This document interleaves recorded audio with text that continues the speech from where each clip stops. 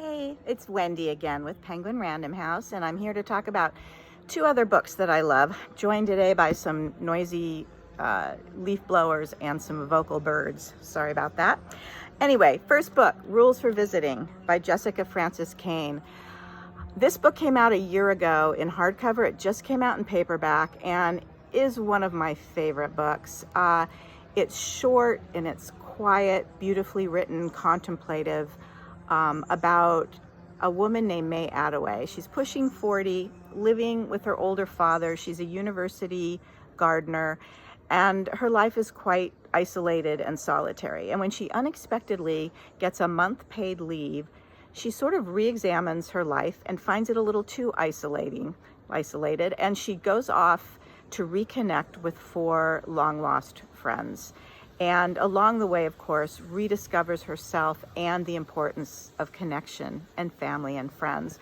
But really what makes this book so darn good is May herself. She's quirky and introspective and smart and witty, and she has opinions on everything from social media to literature, trees and plants, of course, and mostly manners. I think if you read this book, it will become as special to you as it is to me.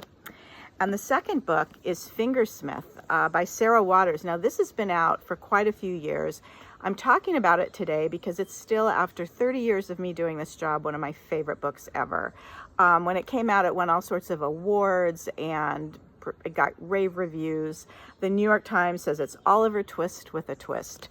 So it takes place in Victorian England, and it's a young woman named Sue. She grows up an orphan in sort of a den of thieves, like a colony of con artists, and is sent out one day to the country along with a colleague to pose as a maid and swindle a young heiress named Maud out of her fortune.